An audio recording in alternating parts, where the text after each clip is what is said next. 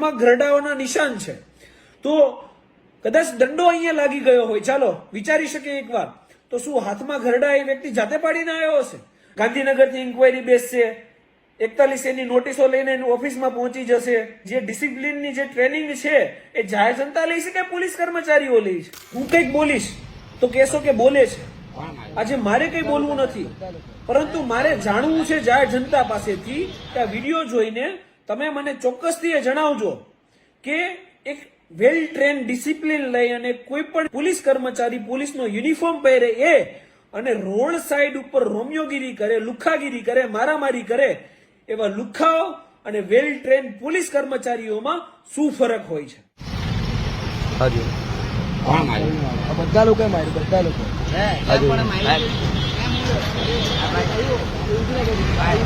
હવે વાત કરો ને ભાઈ, માર્યું ને તમે છોકરાએ.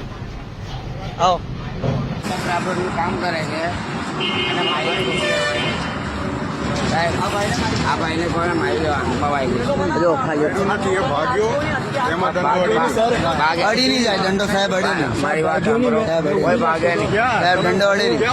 માર્યું કોને માર્યું કોને એમને તો વાગે નહીં આંખ પર કોઈ તમે મારવાનું ચાલુ કરી દીધું. કોણે બધા માર્યું ભાઈ અહીંયા? એમને એમ લાગી જાય સાહેબ. એટલે વાગ્યું મને. માર્યું કોને? કોણે પેલા હાથ કોને હું કર્યું? દેખાય નહીં, ગમે તેમ મારે બધા. ઓકે ઓકે ઓકે ગમે તેમ મારતા. તમે આટલા બધા થઈને યાર નાના છોકરાને મારે તો ગરમ લાગુ છે તમને બધા. શું કેવો છો? ના ના એમની આ માર્યું છે છોકરાને કોઈ? ગુનો શું છે? ગુનો જણાવો ખાલી. બધા જ છે એમ કીધું.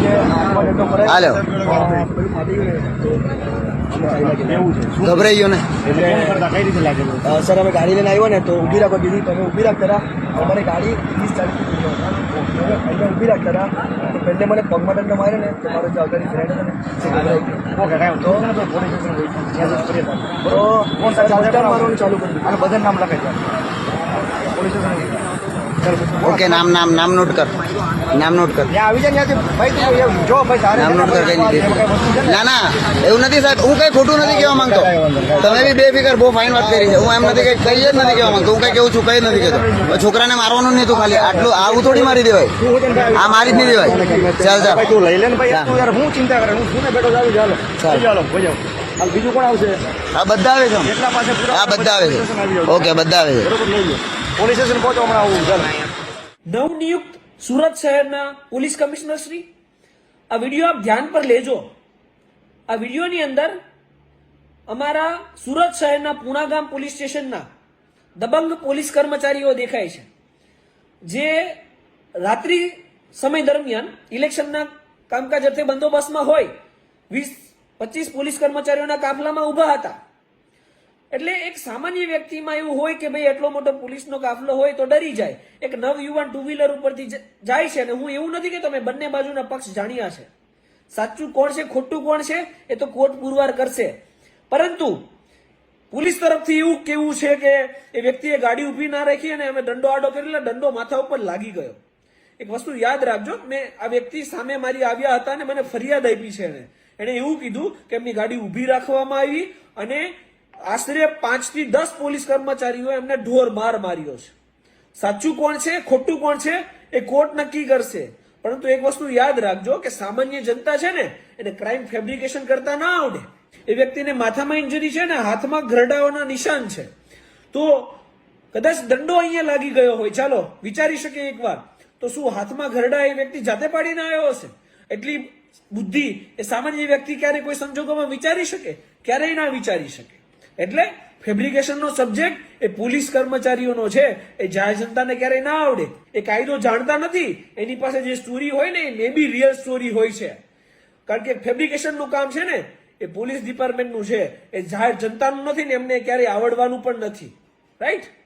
અને હવે જો હું આ ઘટના ઉપર કંઈક બોલીશ ને એટલે મને ચોક્કસથી બ્લેમ કરવામાં આવશે કે આ પોલીસ વિશે આવું બોલે છે, આ પોલીસ વિશે તેવું બોલે છે.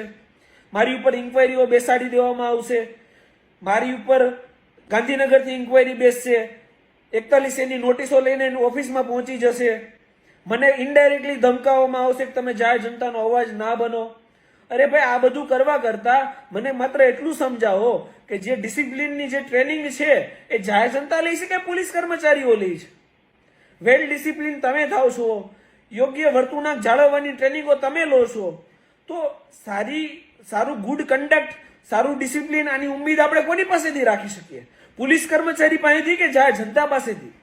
જો સામાન્ય વ્યક્તિ ટુ વ્હીલર લઈને નીકળ્યો છે, કંઈક એને નિયમનો નાના મોટો ભંગ કર્યો છે, તો એને રીઢા ગુનેગારની જેમ મારવાનો હોય છે કે એને જે દંડ થતો હોય એ દંડ વસૂલ કરી એને જવા દેવાનો હોય છે? ના કે એની આને રોડ રસ્તા ઉપર મારપીટ કરવામાં આવે, જાહેર જનતાના માથા ફોડી નાખવામાં આવે. આની પહેલા પણ એક ઘટના ધ્યાને આવી છે, જ્યારે એ વ્યક્તિ પોતાની યાદાશ ગુમાવી બેઠો છે અને આઈસીયુમાં છે. આ બીજી ઘટના છે જેમાં એક નવ યુવાનનું માથું ફોડી નાખ્યું તમે, અને પછી કહો છો દંડો અડી ગયો.